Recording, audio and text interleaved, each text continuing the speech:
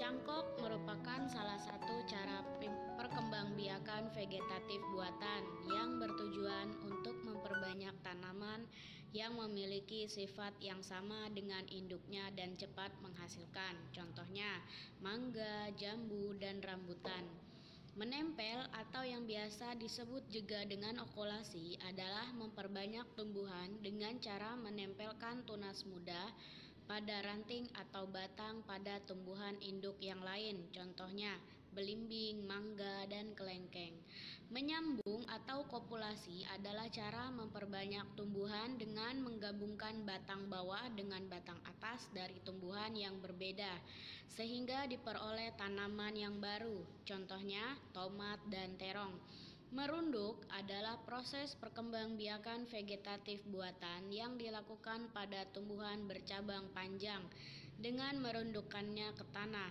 Jadi, batang tanaman itu ditundukkan ke tanah agar dapat berkembang biak. Contoh, mawar dan lavender.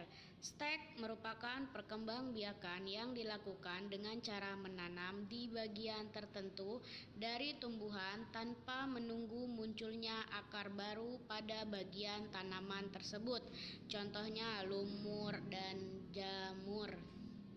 Nah, ini ada beberapa contoh gambarnya. Ada yang mencangkok, okulasi, menyambung, stek batang, dan merunduk. Sekarang kita akan melakukan pembagian dengan soal cerita. Adit mempunyai 12 buah apel. Apel tersebut Adit bagikan kepada Coki, Putu, Gina, dan Lili. Berapa jumlah apel yang diterima teman-temannya? Nah, di situ ada penjelasannya. 12 dibagi 4 sama dengan 3, karena 4 kali 3 sama dengan 12. Jadi, jumlah apel yang diterima teman-temannya adalah 3 buah apel. Nah, sekarang ada mozaik. Mozaik adalah salah satu cara membuat sebuah karya seni rupa. Mozaik biasanya menggunakan bahan yang sudah dipotong. Bahannya berasal dari kertas, daun ranting, dan lain-lain. Caranya adalah dengan teknik memotong, merobek, dan menggunting. Nah, di bawah ada beberapa alat-alatnya dengan cara membuatnya, dengan cara menempelnya, lalu ditunggu sampai mengering. Biji, cikal bakal, dan tunas. Biji merupakan perkembangan lanjut dari bakal biji yang telah dibuahi dan berfungsi sebagai alat perkembangbiakan. Biji bisa dengan jambu ya. Tunas adalah bagian tumbuhan yang baru tumbuh dari kecamba atau kuncup yang berada di atas permukaan tanah. Cikal bakal tumbuhan yaitu bibit bisa disebut juga dengan biji. Nah, di sini ada bunga mawar. Ada 5 ciri-cirinya. Yang pertama, bunga mengeluarkan aroma yang harum. Kelopaknya berwarna-warni, ada merah, ada kuning, ada putih. Bunganya dapat menghasilkan biji terdiri dari 5 helai kelopak mahkota. Ingat, bunga mawar termasuk ke dalam bunga majemuk karena benang dan putik berkumpul di satu ruangan. Nah, sekarang kita akan melakukan pembagian. Contoh soal, kakek Gina memiliki kebun bunga mawar. Jumlah bunga yang sedang mekar sebanyak 184 bunga.